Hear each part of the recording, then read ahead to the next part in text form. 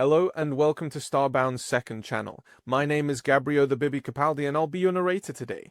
But before we get into today's story, please do check down below that you are subscribed to the channel. It's 100% free and helps us pop up on your feed a bit more often. In the vast expanse of the Milky Way, thousands of species had evolved specialized traits. The Arcturi with their silicon-based neural networks, the intelligence of the Vordar Collective, the hive mind of the Zarix drones. Yet when the diplomatic overtures failed and conflict erupted across star systems, it wasn't these ancient civilizations that struck fear into the hearts of aggressors. It was three species, all originating from one unassuming blue planet in an unremarkable solar system. Humans, with their unpredictable behavior, the Qatari, with their merciless nature, the Lupiri, with their unwavering pack loyalty, all from Earth. All nightmares made flesh for those foolish enough to provoke them. Gorok strained against his restraints, the energy cuffs biting into his leathery wrists. His tusks scraped against each other as he ground his teeth in frustration. The interrogation room, if that's truly what it was, seemed designed to disorient him. The walls shifted subtly in color depending on where he focused his gaze, and the floor's nearly imperceptible patterns made his head swim if he stared downward too long. A seam appeared in the previously seamless wall, and through it glided his captor. The blue-skinned Lodarian moved with the fluid grace that Gorok had always found nauseating. So proud of their evolved elegance, these council enforcers, with their elongated limbs and those unsettling eyes that seemed to see more than they should. "Comfortable?" The Lodarian's voice carried that melodic undertone all of his kind possessed. "Release me, and I'll show you how comfortable I can make you, Lodarian." Gorok flexed his considerable muscles, causing the restraints to glow with renewed energy in response. "My name is Ether, and you will find that cooperation will make this process considerably less unpleasant." The blue-skinned figure settled into the chair opposite Gorok. The seat was noticeably higher than Gorok's, a power dynamic that wasn't lost on the captive warrior. Ethar tapped a control on the table between them, bringing up a holographic display of a battlecruiser. Gorok recognized it immediately, the Skull Splitter, his clan's prize vessel. "Impressive, particularly the modifications you've made to the propulsion system. Stolen Arcturi technology, if I'm not mistaken." Ethar's fingers traced the outline of the ship's engines with clinical precision. A grin spread across Gorok's face, revealing rows of pointed teeth. "The Arcturi screamed beautifully when we took it, just like the humans will scream when we take their weapon systems." Ethar's expression remained unchanged, his blue eyes reflecting the holographic display. 57 documented raid attempts have been made on Earth in the last galactic standard decade. Would you care to guess how many were successful? "We will be the first. The glory will be..." "0, Gorok."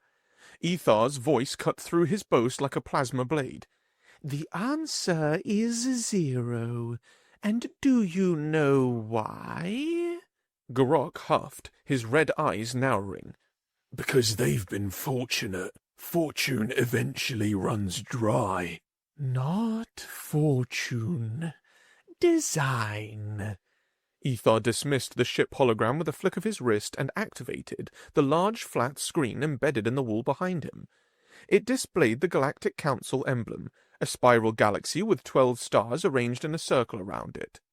"What you fail to understand is that Earth is not merely another world to raid. It is the home of not one, but 3 of the most formidable species in the galaxy." Gorok laughed, a harsh barking sound that echoed in the small room. "Humans? Formidable? Have you seen them? Soft skin, no natural armor, dull teeth, rounded nails instead of claws." He shook his head. If they've repelled attacks, it's through trickery, not strength. Ether sighed, the first sign of emotional response Garrock had observed. Trickery, as you call it, is precisely why they are dangerous. But humans are merely the third most dangerous species from Earth. Impossible. The screen behind Ether changed, displaying footage of what appeared to be a military exercise. Small, live figures moved with impossible speed through an obstacle course. With their furred bipedal forms, their movements were precise, economical, lethal. "Observe the cattery," Ethar said, his voice taking on a lecturing tone. "Evolved from creatures humans once kept as companions. Usually small in stature, but possessing perfect memory of every slight, every injury. They have been known to track enemies across decades, waiting for the perfect moment to strike." Garrock watched as one of the creatures, covered in short fur with pointed ears and vertical slit pupils, dismantled a combat drone with surgical precision. Its movements were almost too fast to follow, their bodies almost liquid. Such strange creatures, Garrock murmured.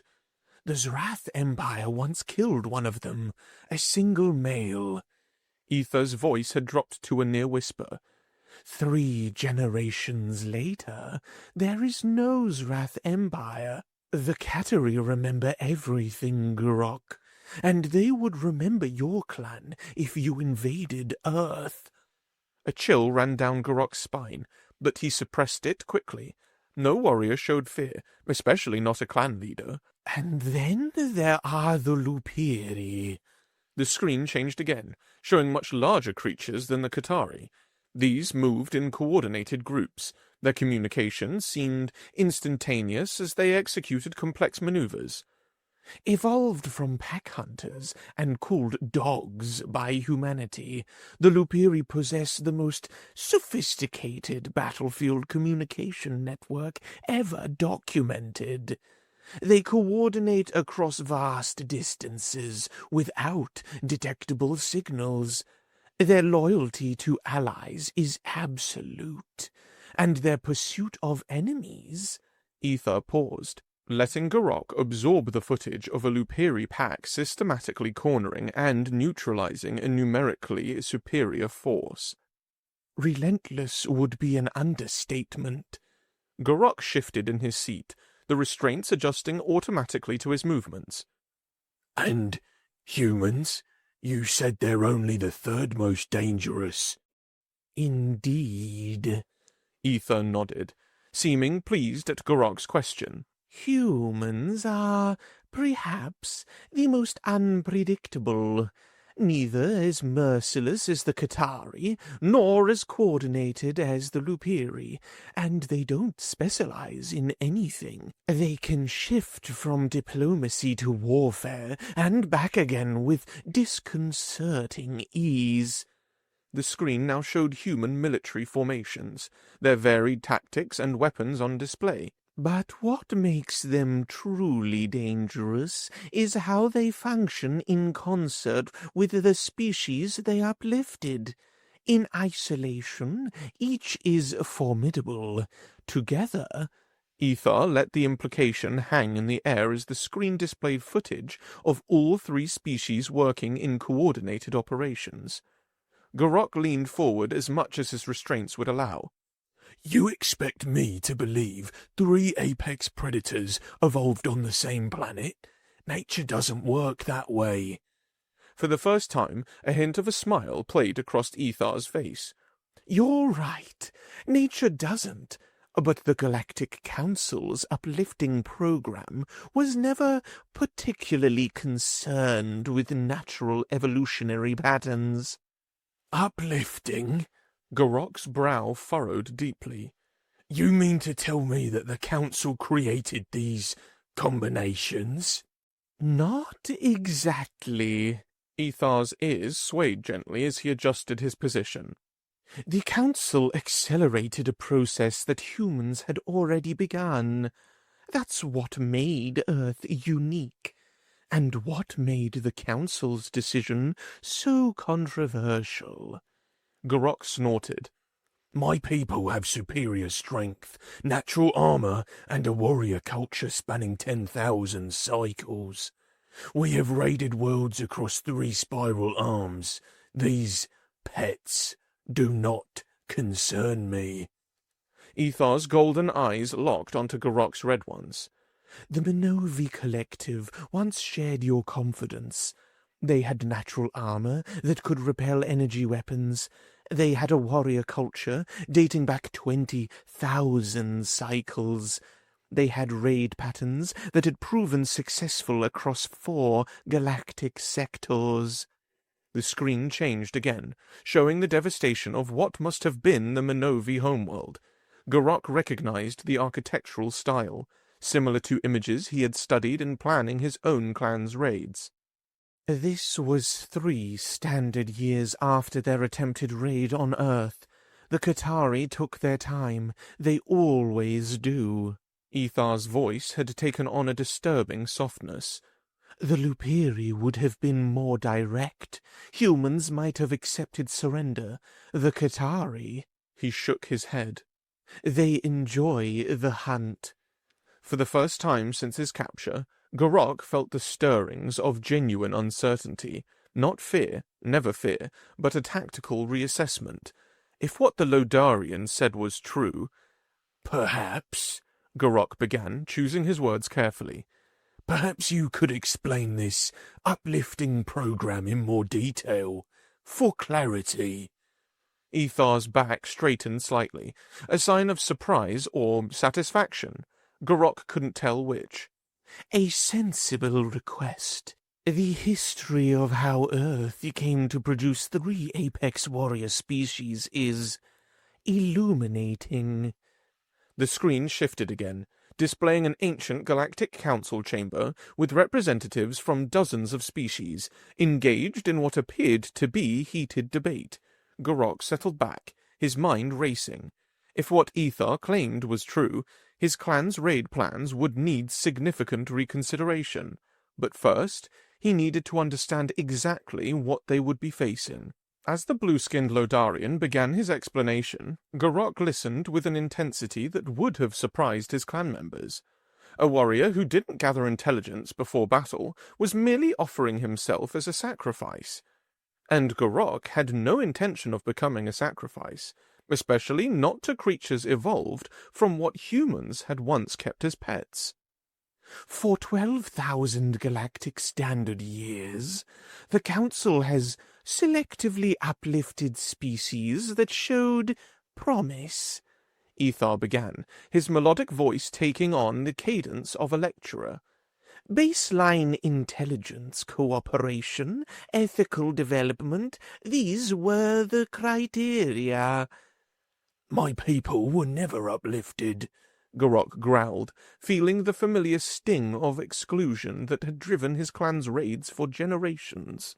Ethar regarded him coolly. Yes, there were concerns about your species' fixation on combat prowess as the sole measure of worth.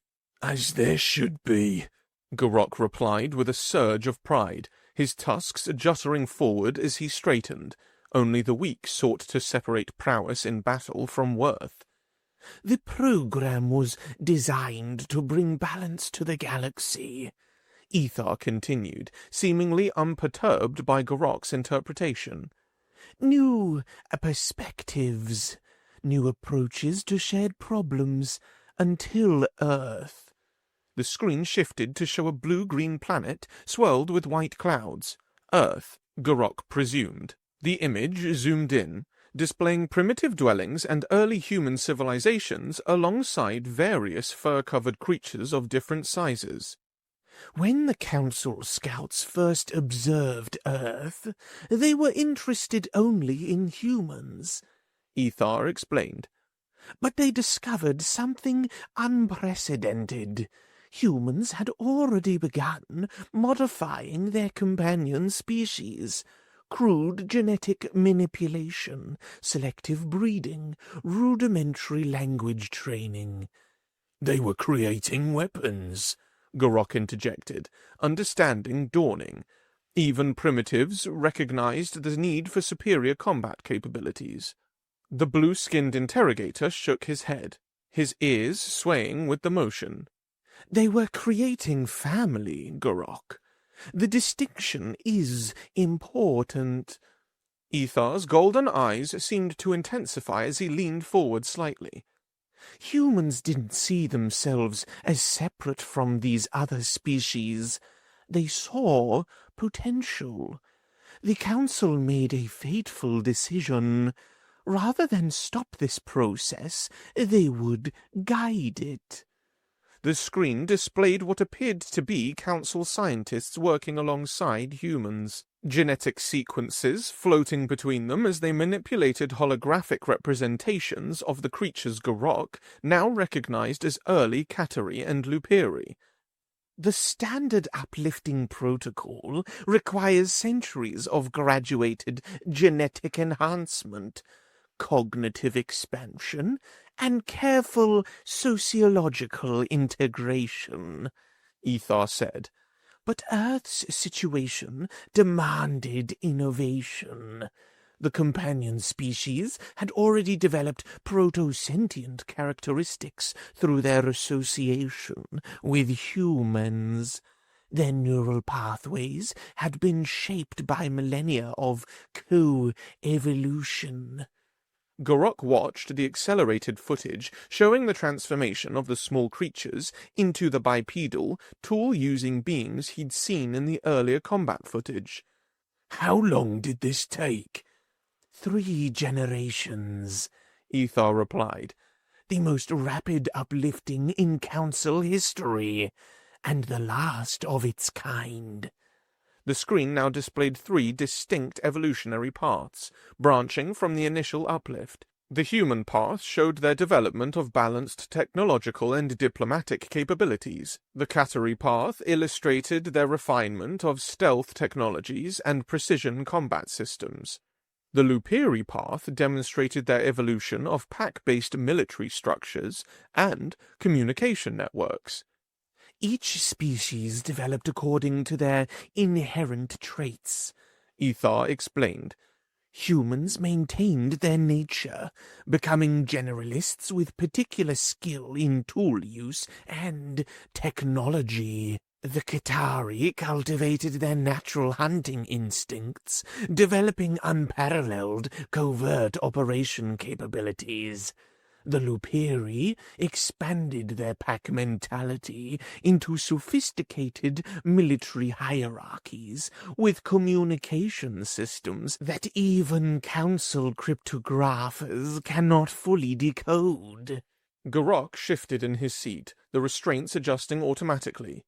These are impressive developments, but many species have evolved formidable capabilities. Why should Earth's trio cause such concern? An astute question. Ethar smiled in what might have been approval. The answer lies not in their individual capabilities, but in their integration. The screen shifted to display footage that made even Gorok's warrior blood run cold. A coordinated assault by all 3 Earth species against what appeared to be a vastly superior force, in numbers and technology, of insectoid warriors Gorok recognized as the dreaded hive mind collective. Within 1 galactic standard decade of Earth's species joining interstellar society, 17 conflicts had been resolved by their intervention, Ethar said, gesturing to the footage. The Hive Mind Collective withdrew territorial claims after a single demonstration of Katari infiltration capabilities. The Draconis hegemony sued for peace after Lupiri pack ships surrounded their homeworld. You make them sound invincible, Gorok muttered, his tactical mind already calculating possible weaknesses in what he was witnessing. Not invincibility, Ethar corrected. Simply more dangerous than any raiding party should willingly provoke. He tapped his wrist device, and the screen changed to show a formal council session, far more somber than the heated debate from earlier. The Council immediately passed the Multiple Sentience Restriction Act. Never again would more than one species from a planet be uplifted. But the damage was done. Garrock leaned forward as much as his restraints would allow. But they fight amongst themselves, yes? All species do. We could exploit divisions, target the weakest individually. Ethar activated footage of a formal ceremony. This is the signing of the Terror Pact. Notice the representatives, human, Qatari, and Lupiri. The screen showed 3 figures, dramatically different in appearance, but standing with unmistakable unity. 3 species, 1 origin, 1 defensive agreement. They argue, they compete, they occasionally engage in limited conflicts. But when their homeworld is threatened... Ethar paused the footage as all 3 representatives clasped hands and pause in a triangular formation. They responded as one. A subtle vibration ran through the floor of the interrogation room, just strong enough to break Garrock's concentration. He wondered if it was intentional, another psychological tactic from his captor. All warriors respect strength, Garrock said, quieter now. We would take what we need and offer tribute later to acknowledge their power.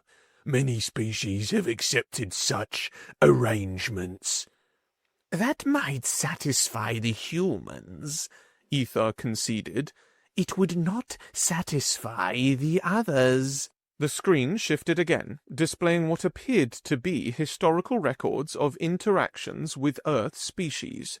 Garrock noted diplomatic exchanges, trade agreements, even military alliances, but also devastating punitive actions against aggressors.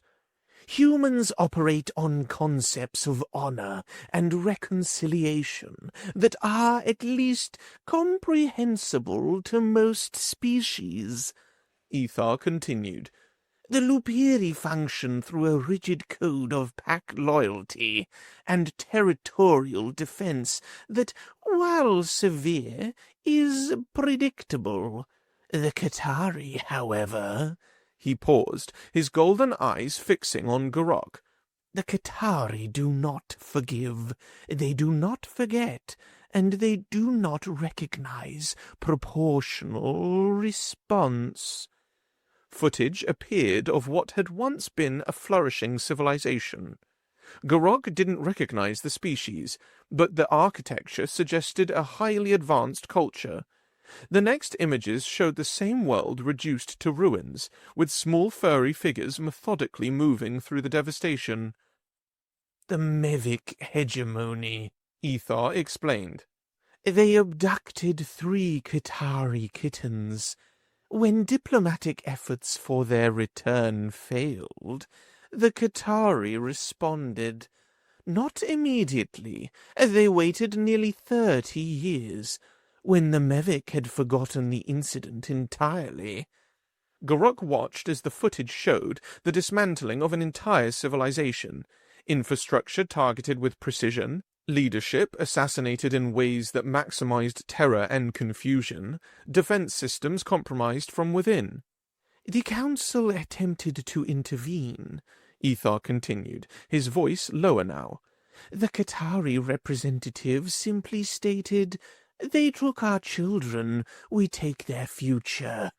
By the time the Council organized a peacekeeping force, the Mevic had surrendered unconditionally. A chill ran down Garrock's spine. His clan valued victory through superior strength, overwhelming force applied directly. There was no honor in the cold calculation he was witnessing, but there was undeniable effectiveness. And your clan's planned raid would take you directly into territories the Qatari consider their ancestral hunting grounds, Ethar added. The statement hung in the air like a death sentence.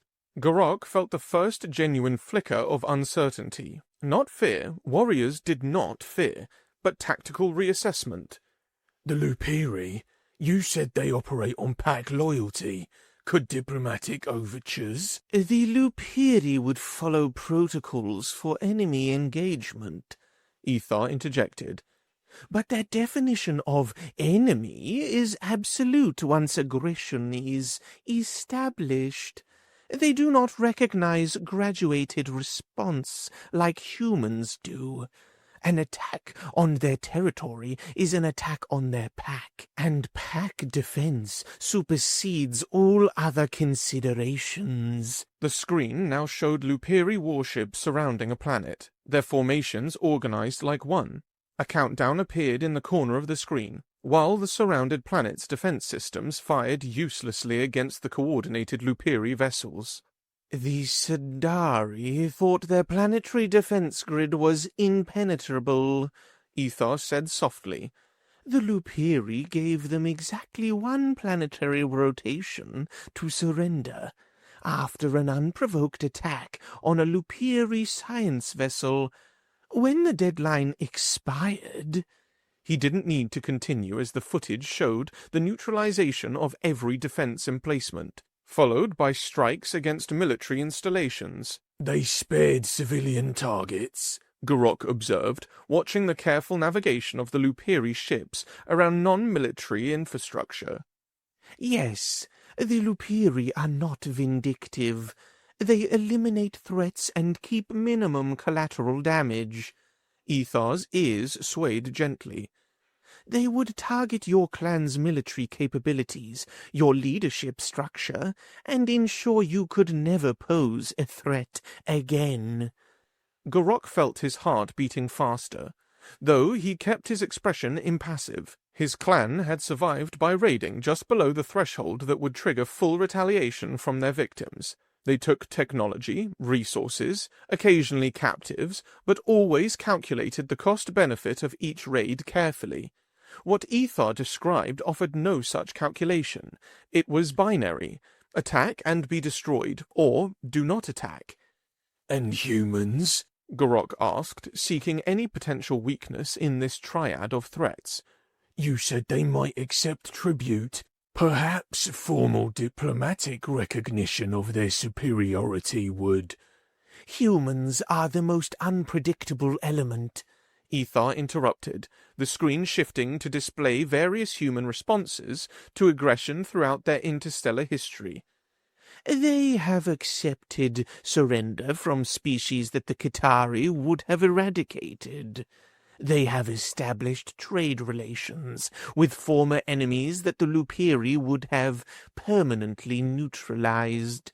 But they have also completely destroyed aggressors in certain situations.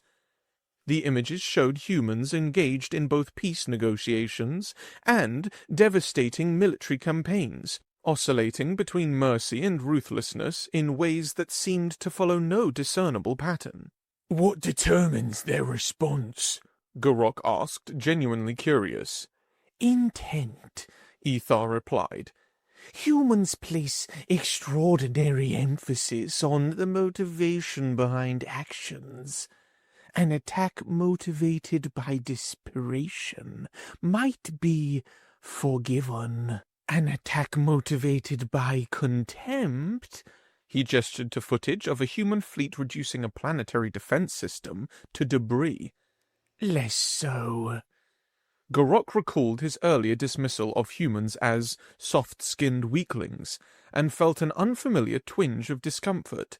His clan's raid plans included specific references to the inferiority of the target species, a standard morale-building tactic that now seemed potentially catastrophic. The three species also influence each other's responses, Ethar continued. Humans moderate the Qatari's vindictiveness with the Lupiri's absolutism. In return, the Qatari prevent humans from extending too much trust, while the Lupiri, they simply offer their eternal loyalty. The screen displayed a complex network of interactions between the three species, their governmental structures, military commands, and diplomatic corps all interlinked in ways that Gorok found difficult to follow. They are allies, he said slowly, the tactical implications becoming clearer. Where one species might have exploitable weakness, the other compensated. Precisely, Ethar confirmed, his golden eyes seeming to brighten. The Council's greatest concern after the uplifting was not that Earth would produce three powerful species, but that they would function as a single, integrated force multiplier, which is exactly what happened. Gorok fell silent, absorbing this information. His clan's raid plans had focused on Earth's technological advantages, propulsion systems more efficient than anything his species had developed, weapons targeting systems of unprecedented accuracy, shield generators that could withstand sustained energy weapon bombardment. They had prepared contingencies for human military response, but had no intelligence on these other species or their integrated defense capabilities. The room's subtle vibrations increased momentarily, then settled back into their irregular pattern. Gorok wondered if it corresponded to Ethar's emotional state, or if it was simply another disorientation tactic. I have provided this information because the Council prefers to avoid unnecessary conflict, Ethar said, his voice taking on a more formal tone. Your clan's raid plans were detected by routine surveillance. Rather than allow events to proceed in their inevitable conclusion, intervention was deemed appropriate. Intervention? Gorok repeated, glancing meaningfully at his restraints. Is that what this is? For the first time, Ethar's expression showed something approaching emotion. A slight furrow in his smooth blue forehead, a momentary narrowing of those golden eyes. You still don't understand, do you? The Lodarian's voice had lost some of its melodic quality, taking on a sharper edge. These restraints, this room, this entire conversation, none of it is what you believe it to be. The flat screen behind Ethar flickered, the image changing to a devastating world that Gorok recognized with a shock of horror. It was his species' homeworld, or rather, a simulation of what it would become if the Qatari implemented one of their generational vendettas against his people. What is this? Gorok demanded, genuine alarm creeping into his voice for the first time. Reality, Ethar replied, rising from his seat with fluid grace. Or rather, a potential reality that I am trying to prevent. Gorok strained against his restraints, his muscles bulging as though sheer physical strength could somehow dispel the horrific images on the screen. The simulation showed his homeworld, its sprawling desert cities reduced to rubble, the ancient clan territories marked with radiation warnings, the orbital shipyards drifting as debris. This is manipulation, he snarled, baring his tusks at Ethar. Psychological warfare. I will not be broken by false images. Ethar paced now, his earlier stillness replaced by frustration. I've shown you the military capabilities of 3 species. I've shown you the historical records of failed attacks. I've explained the defensive pact that unites them. What part of this are you failing to comprehend? My ancestors have raided worlds for 10,000 cycles, Gorok countered, falling back on the certainty of tradition. It is our way. Your ancestors never encountered anything like Earth's defenders. Ethar's voice rose slightly, his ears moving with agitation. This isn't about tradition, Gorok. This is about survival. A warrior who fears battle has already lost. The words came automatically, drilled into Gorok since childhood. Ethar stopped pacing abruptly and stared directly at Gorok, his eyes narrowing. Then I've been approaching this all wrong. Slowly, Ethar reached for his uniform and removed a badge. Not the Galactic Council enforcement insignia Gorok had assumed he wore, but something different. He placed it on the table between them. It showed a DNA strand circled by protective hands. I am not who you think I am, Gorok, Ethar said quietly. I don't work for the Council's enforcement division. Confusion rippled through Gorok. Then who? I represent the Species Conservation Initiative. We identify species at risk of extinction and intervene where possible. Ethar gestured to the badge. You weren't detained to protect Earth or any of its species. You were detained to protect the continued existence of your species. Gorok growled, though the sound lacked his earlier conviction. We need no protection. We are warriors. That's precisely why you need protection, Ethar replied. From yourselves. Gorok studied the blue-skinned being before him with new eyes. Not a jailer, then. Something else. Something that didn't align with any concept in his warrior's understanding of the universe. Let me be absolutely clear about what would happen if your raid proceeded, Ethar continued, his voice taking on a clinical precision. The humans would detect your approach before you entered their system. They would likely offer one chance to retreat. We would not take it, Gorok stated, though with less certainty than before. I know. Upon engagement, the Lupiri would coordinate the defense response. If you somehow survived that, the humans might accept your surrender. They can be merciful, especially if they determine your actions were based on cultural imperatives rather than malice. We would not surrender. This time the words sounded hollow even to Gorok's ears. Again, I know. Ethar's voice softened slightly. Which brings us to the Qatari. The small ones, Gorok said, shifting uncomfortably in his restraints. The vengeful ones. Ethar leaned forward, his golden eyes intent. They would take your attack on their homeworld personally. They would identify your species, your clan structures, your homeworld, and then, methodically, over whatever time span necessary, they would ensure your complete extinction. A chill ran down Gorok's spine despite the room's carefully regulated temperature.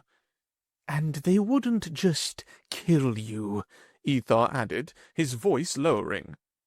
What do you mean? Gorok found himself leaning forward, drawn in despite his resistance. They would play with you first, make you suffer. Ethar's hands lay flat against his head, a sign of discomfort. I'm not being racist here, but the orange ones never kill fast. They derive pleasure from the hunt, from watching their prey realize slowly that there is no escape. The room felt smaller suddenly, the walls closer. Gorok had witnessed torture, had even participated in it during particularly contentious raids, but always as a means to an end. Information extraction, primarily. The casual cruelty Ether described was different. Alien. The Qatari were formidable hunters before uplifting, Ethar continued. Their natural predatory instincts were enhanced by sentience, not replaced by it. They retained their evolutionary tendencies to toy with prey, but added psychological dimensions that make it infinitely more refined. Gorok recalled the footage of the Qatari military exercises, the precise, patient movements. He had seen them as merely efficient fighters. Now he recognized the predatory calculation behind each action. "Why are you telling me this?" he demanded. "If I am truly detained for my own protection, why not simply hold me until my clan abandons their plans?" Ether tapped his wrist device, and the restraints on Garok's wrists powered down at once. They remained locked, but the energy that had prevented his movement was gone. "You haven't even attacked Earth yet, but I am already authorized to offer you sanctuary," Ether said, ignoring Garok's stunned expression. "Your biological data would be altered in all accessible databases. Your clan would be relocated to a protected world beyond the reach of even Qatari intelligence networks." Garok stared at the now inert restraints. He could break them with minimal effort. A simple wrist rotation would shatter the depowered locks. Ether was well within striking distance. The door, well, he wasn't sure where the door was in the seamless walls, but he could find it. "And if I refuse?" Garok asked, making no move to break free. "If I return to lead my clan in glorious battle?" "Then I record your decision, release you, and file the preliminary extinction documentation for your species." Ether's voice was quiet, almost gentle. "The average time between a Qatari vendetta declaration and species extinction is 47 galactic standard years. They are thorough." Silence fell between them, broken only by the subtle vibrations that crossed through the room's floor. "You truly believe we cannot win?" Garok said finally. "I truly believe you cannot survive losing," Ether corrected.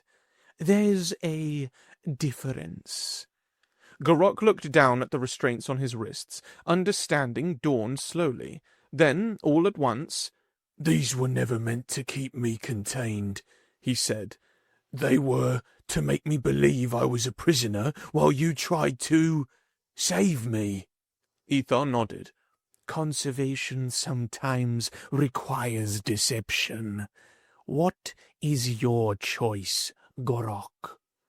The question was hard. Garok's mind raced through alternatives, consequences. His clan expected him to return with final reconnaissance of their raid. The rest of their species wouldn't forgive them if they didn't. The glory that awaited successful warriors in the ancestral beyond would be denied to those who fled from battle.